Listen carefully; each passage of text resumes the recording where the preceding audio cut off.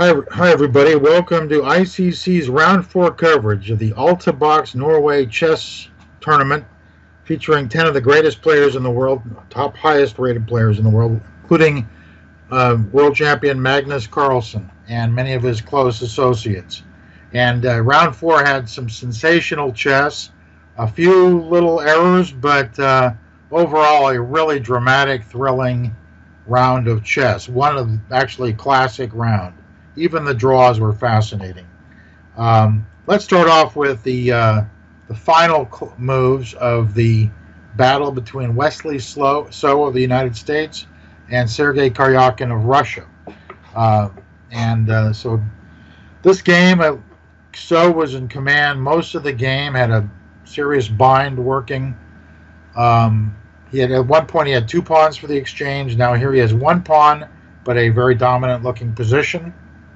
If Black ever trades, then his king is shut off from the board, and White should romp home to victory.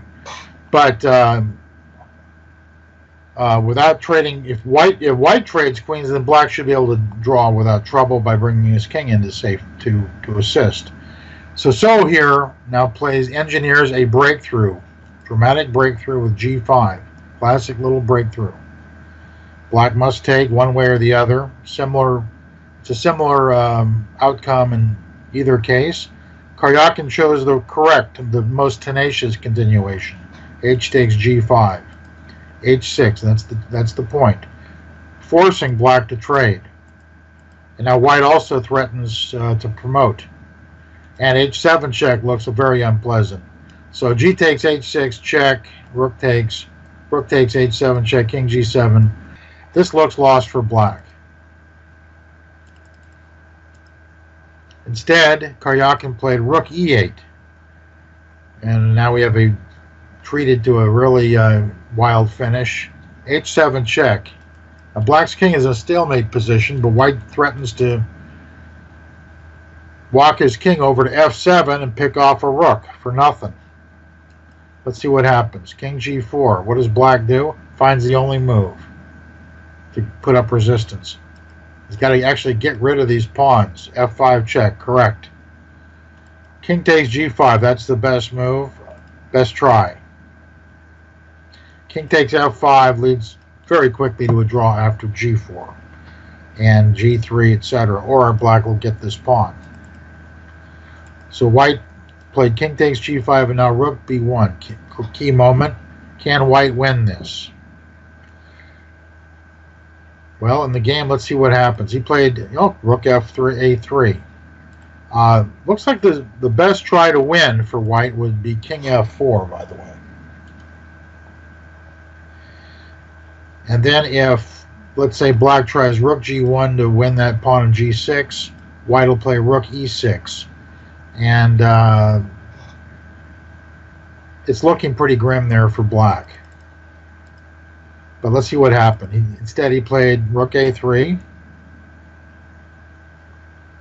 Very plausible move. By the way, if Black had played F4, that loses instantly to Rook E5, followed by Rook F5, F8. No defense to that.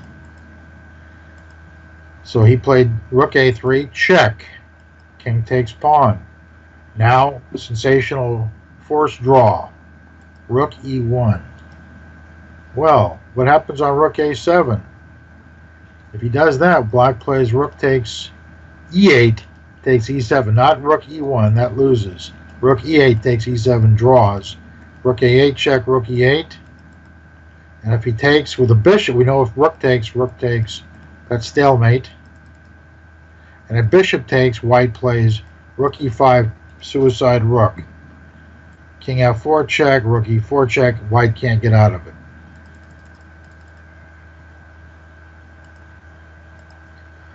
So he played Rook A2, temporizing. Maybe he was in shock. And Karyakin banged out Rook takes E7, Bishop takes, and suicide Rook time. Takes, stalemate. Beautiful finish. Now, let's get to this. I should also point out very interesting battle between Caruana and Kramnik ended in a draw. Kramnik suffering most of the game and tenaciously hung in there. And very complex, interesting endgame that was as well. Now let's get to our decisive games. We had 3 in this round. And let's get to the first one. This is Giri White against Anand. We'll just kind of breeze through the opening. This has been popular these days, this bishop b4 line. And White gets the bishop pair quickly. Black gets solid development.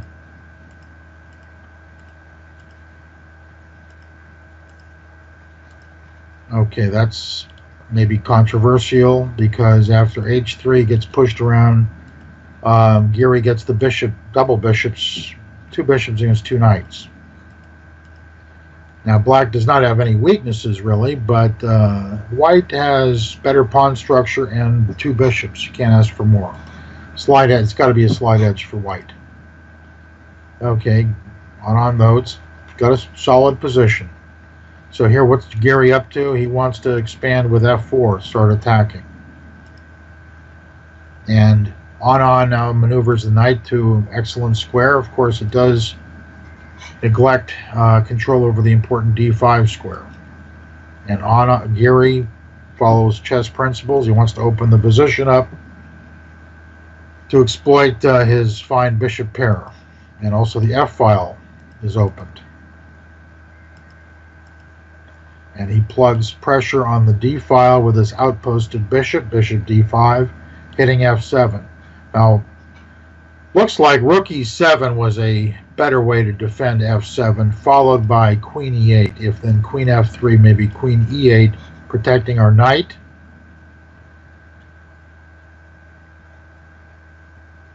And f7.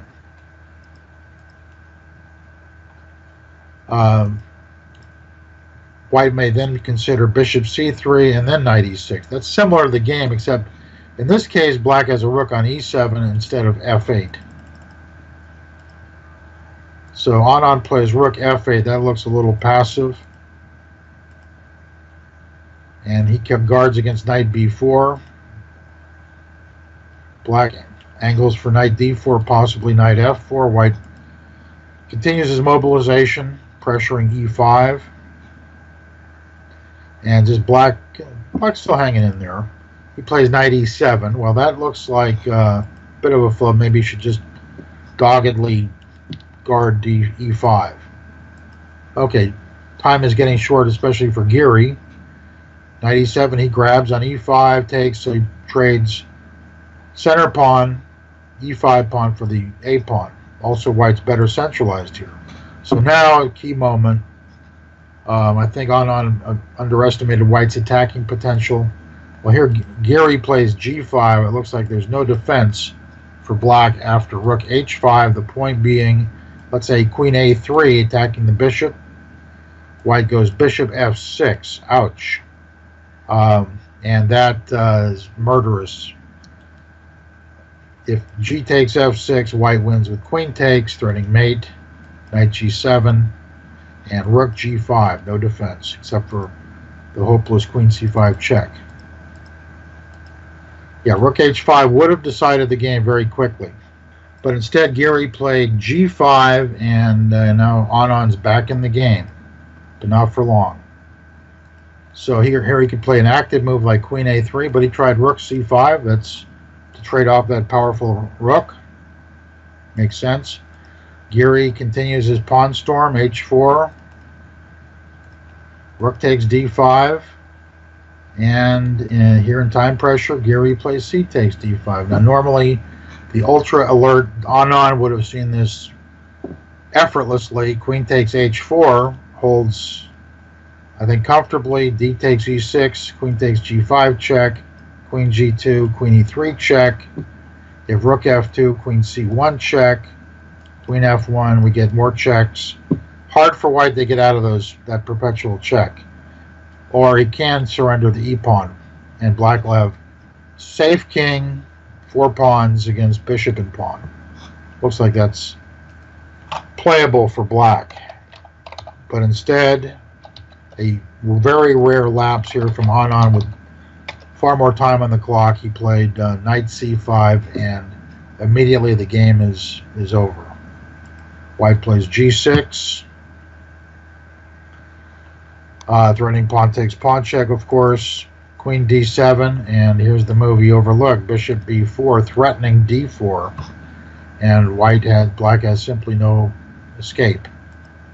So here, after this suddenly hopeless position, Anand resigned. Rare blunder. Okay, then we had another fine decisive game, and that was between Nakamura, our tournament leader, currently tournament leader with 3 out of 4, matched up against French Grandmaster Vachier, Legrave. Here we go. Najdorf. So we've seen we've seen knight b3 lately. A lot of h3 is big. Of course, bishop g5 is ever popular. I've even seen a3, I think. Now bishop d3 by Naka. I think this line has been seen many times by Kamsky. He's played it himself. It does not have a rip-roaring reputation. Okay, so Vachier here plays e5. G6 must be a reasonable alternative, making the bishop bite on granite. Plays e5, knight c6, also playable. And here Naka plays knight d to e2, as opposed to knight b3. Now the knight is headed for g3. Vachier will plug the f5 square, but let's see what happens. So now black, he plays bishop e6. He's not fearing this yet. He'll grab the center if that happens. Naka plays knight d5. Point being, of course, knight takes, pawn takes, bishop takes. After that little transaction, black has an unsafe king. White has a strong queen dominating the board. Attacking chances, pressure in the center.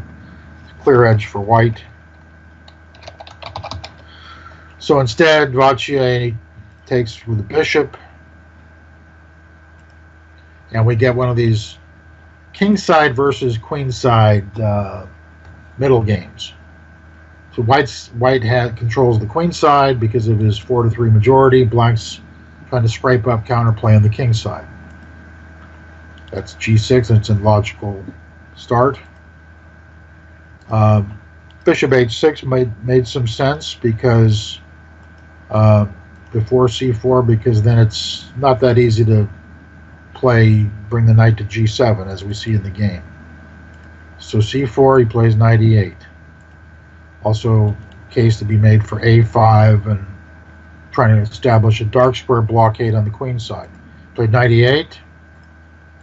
Okay, gets it going. Queenside majority. It doesn't bother him that black can play bishop g5. The key thing is to get the majority going. Okay. All logical play up to here by both sides. And now he maneuvers the knight. It's going to go to b5 to support the eventual pawn advance.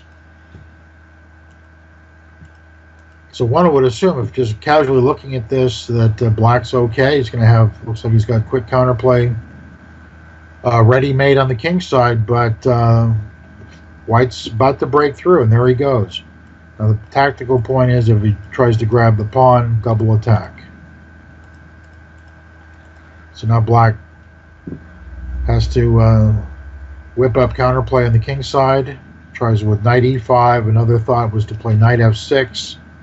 Followed by f4, but I think knight b5 there is too strong.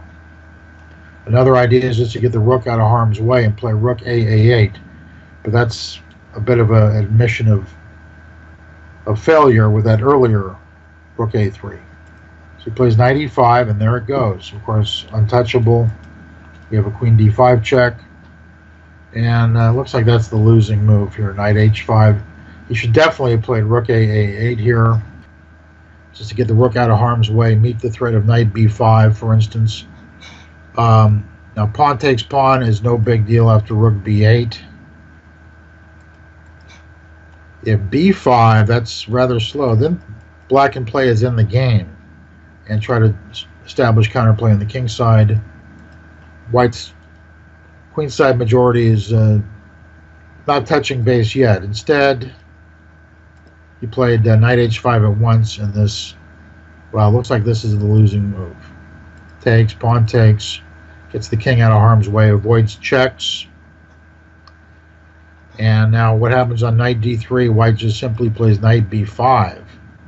And if rook a2, rook c2 just meets all the threats very handily. One would think knight d3 would have a higher impact, but it doesn't.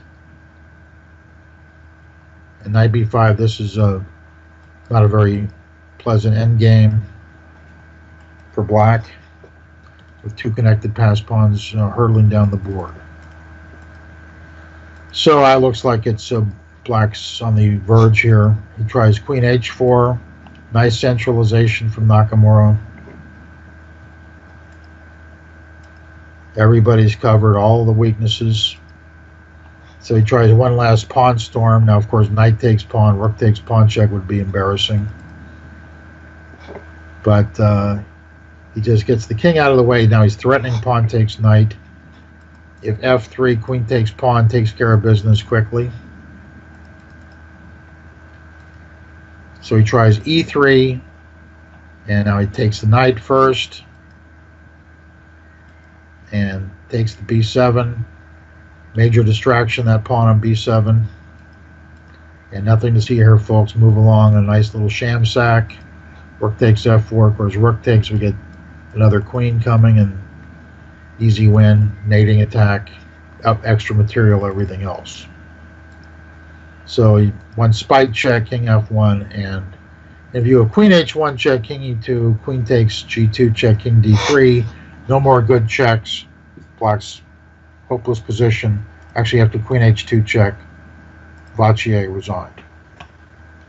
Okay, excellent game by Nakamura, which gives him a clear lead after 4 rounds. And now we have our game of the day, no doubt about it. This is a sensational game, one of the better games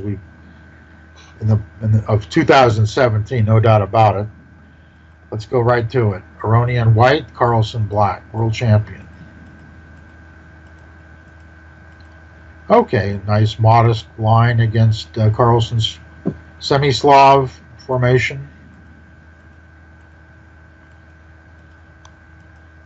Okay, this position has been reached many times. I think most likely there's a lot of queen c2s and queen e2s here, but Aronian has a little surprise. Well, first bishop c2, getting the bishop out of harm's way and putting black on notice. What do you do? It's just a useful move in general. And perhaps a d takes c4, it avoids a untimely d takes c4, I think. And also sets up a potential battery. Well, anyway, he plays rook d8. And here comes the first shocker, a3. Looks like a childish blunder. What are you doing here? If black plays bishop d6, looks like white gets an edge after either e4 or maybe c5 and then e4. Space advantage. Classic space advantage out of a Slav type formation. So he grabs the pawn. What does he do here? Well, does he maybe consider c5? No, he can just move the bishop here. Or even play bishop b2. No, he sacks the exchange. And follows up with c5. Wow. Okay, so the queen is cut off from the rest of its forces. But it looks like black should be able to extricate that queen. I looked at a couple very examples here, possibilities. Let's say black tries a5 to get the queen out of harm's way. Then white has a very nice, surprising, and effective continuation, which is bishop c1 to start with. Okay, well, it's easy to see queen b4 loses to knight a2, queen b5, bishop d3, so he's got to go deep. And now white plays the rather surprising queen d2. Why that, you ask? Now suddenly white's threatening bishop b2 followed by bishop takes h7. Or, preferably, bishop b1 followed by bishop b2, trapping the queen. Looks like after queen d2 there, black is in severe trouble. So actually, Carlsen seems to have played the right choice here. He thought for a while, played b6 to get his queen out. And now Aronian answers with b4. Of course, now queen takes b4, not pleasant. After knight takes d5, queen c4, then he plays knight e7 check, takes c6, hitting the rook, rook e8. Then white plays knight b4, suddenly threatening to trap that queen again with bishop d3, pc, bishop d3. Very tough move to meet, as a matter of fact.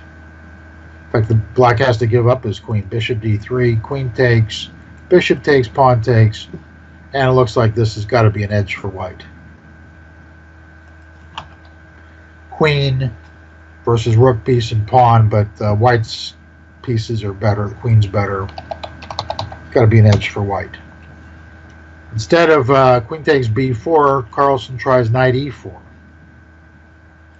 Takes, pawn takes, and now he plays rook b8.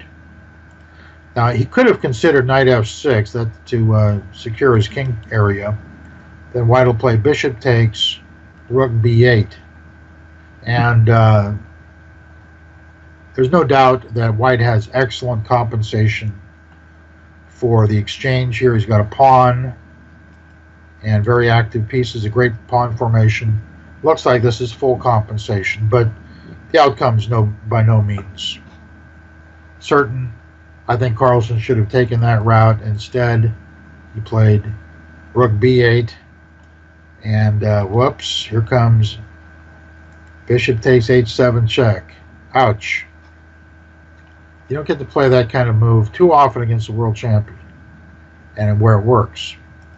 King takes, king f8, white just has monster compensation. Black's king is in permanent danger, and white has one pawn for the exchange with tremendous pawn structure.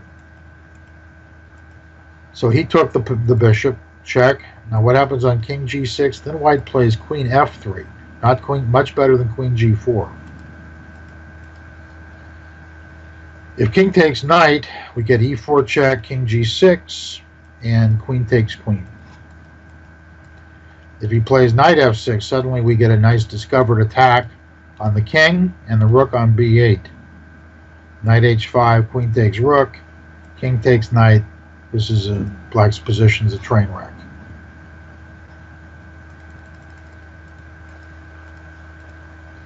So Carlsen backs it up with king g8. He thought a while. He considered king g6. And here comes queen h5, threatening all mayhem, mates, quick mates.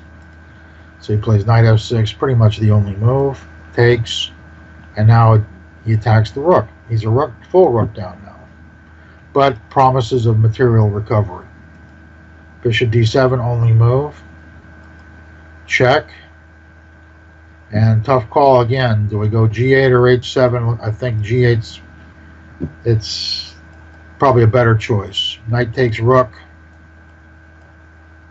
We could get something similar to the game, maybe with queen a7, and then utilizing the b pawn as a promotional threat. Queen d3, b7, for instance, queen b5, e4 threatening bishop f4. Looks like black's not going to be able to hold that. And take on d2, queen takes, check. Let's say king f7. He's going to probably get the a pawn, and good chances for white. But black has a very disorganized position, but he can certainly fight on. After knight takes rook, rook c8. White can also consider queen d6, rook takes d8, cb is a more centralized queen position, and that's actually pretty similar. As in the game continuation, though, after king h7, looks a little bit softer. Knight takes rook, takes, knight d5, hits the queen, queen a7, and so he does get his the knight on d8, but now white keeps the initiative going with e4. And really, this is black's. This is another critical moment. I think Carlsen had to try knight f6 here, and one continuation might be bishop g5, take. Oops, queen takes b4, e5, and then move very hard to see over the board. King g6, hitting the bishop. Actually, this is nothing for white. So he can play h4, but after queen takes d4, queen b6 or something, bishop c8, black will have material equality, somewhat disorganized position. He's got a lot of weaknesses, a couple weaknesses. Slight edge for white, I would say. That'd be a fair estimate. Slight solid edge for white. I think that represented Carlsen's best defense. There might be another move. Instead, he played queen d3. That certainly looks inferior compared to a knight f6. Game now continued ed, queen c7. Now he's got to back the queen up. Now he's got 3 excellent pawns for the piece. Black's king's exposed. Makes Luft. Okay, what's he threatening? He wants to play rook e1, get the rook into action. Or rook d1, which he does here. And now Carlsen should have tried rook f8, but still looks pretty grim. Maybe queen d6 for white.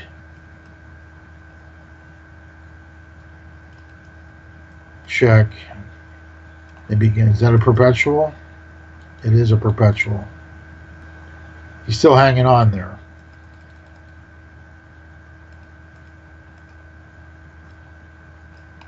After rook f8, there's also f3. That's a sensible move just to take the heat off of f2. Maybe prepare queen d6. Prepare king h2 to just make the king position rock solid. That was definitely Carlsen's best chance here. Instead, he played e5, and now we have a nice little finish here from Aronian. Rook d3, and black gets overloaded here quickly. On g7 and protecting his rook. Now, if e4, white will play. He doesn't play rook to g3 because the queen takes d4. He could play it, actually. And there's no doubt that's favorable for white, but even better after e4 is to play simply rook d1, and black's in a very precarious position. Let's try this, and white can start to make progress on all fronts. Extra pass pawns, maybe queen e5 there.